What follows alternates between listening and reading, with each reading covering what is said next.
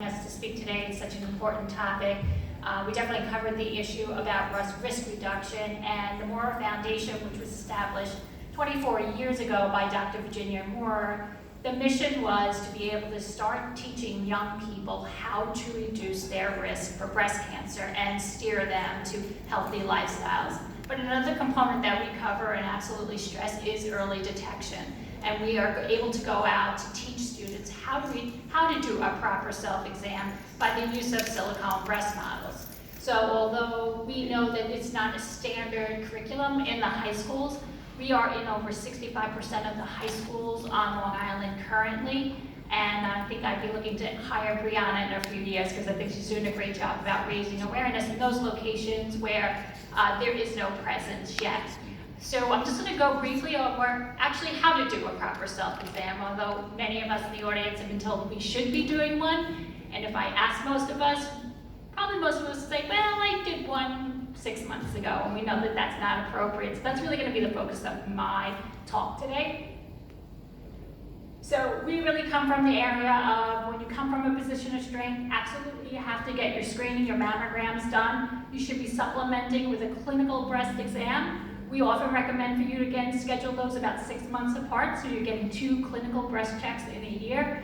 But since traditional mammograms are known to miss 20% of breast cancers that exist at the time of the test, we absolutely have to empower ourselves with the knowledge about how to do a proper self-exam. So I will promise to do that quickly for you today. So 40% of women are still the ones who are finding their lump.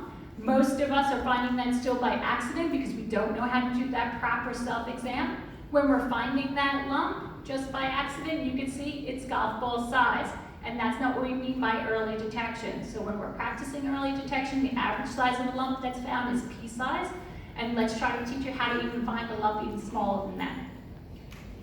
One of the doctors already covered some of the visual changes that occur to our chest tissue. There's handouts that are on the desk outside as well that have a little bit more detail of the things you're looking for. But you can see that as well as a manual check, a visual check every month needs to be done of your chest, looking for those changes that are listed here and were listed prior in 3 different positions, and I'll demonstrate them now. First one is hands down at your hips. Make sure for each of these positions, you're changing, looking side by side as well. Make sure nothing's happening on the side. If you're a more well-endowed woman than I am, feel free to pick those girls up. Make sure nothing is happening below there as well. Second position is I refer to Superman. Again, checking side to side. And the third position is very important, shrugging those shoulders forward.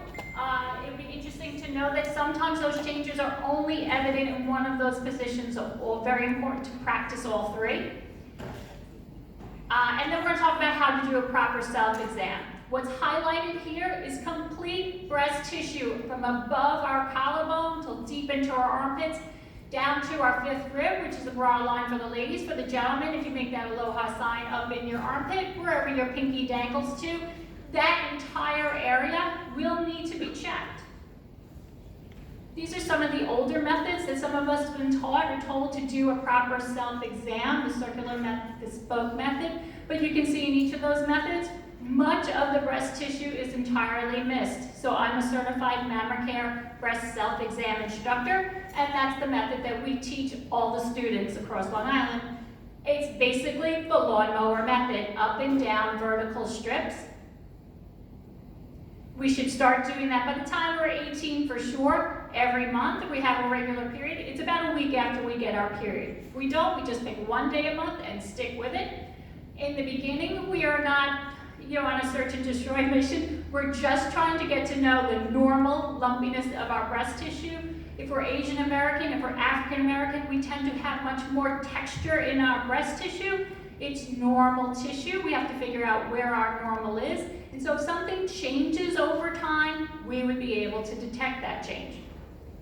How are we looking? It's basically 5 Ps. First of all, when we're checking our breast tissue, you make that Girl Scout sign, 3 middle fingers, and we're using not the tips of our fingers, but the flats, that crease up to our tip. We're using 3 different pressures. So if you imagine doing that on your arm, you can all do that on your forearm right now. We're using 3 pressures. The lightest pressure basically barely even moves our skin. We're looking for lumps right on the surface of our breast tissue. The medium pressure would be about halfway down our chest tissue, and that deepest pressure, we're really trying to get down to that pectoral wall. So for each location, we're using those 3 pressures, and we're following a pattern, which I'm going to demonstrate. So we're working within that perimeter. There is some positioning in our bed. Again, the details will be in the handouts. I don't have too much time. But again, you're starting deep in that armpit. You're doing a light, medium, and deep pressure, and it's a walking movement. Light, medium, deep, walk it down. All the way down to that 5th rib. Again, you're going to walk it over about a finger's width and coming all the way up to that collarbone area. We're working up and down. There's some repositioning as we reach that nipple area. It's never to be missed. And then when we reach that midline, which is the notch area right here, we switch hands, we switch sides, and complete that. And since there is breast tissue and lymph nodes around our collarbone area, it's really important to do a check of that area as well. So the positioning will be covered in the handout. I certainly can grab it. I certainly have some up here. But again, as the lady said here, action is key. This is an absolute skill, but you have to start to practice it and practice it every month. So I hope that you will all do that from now on. Thank you.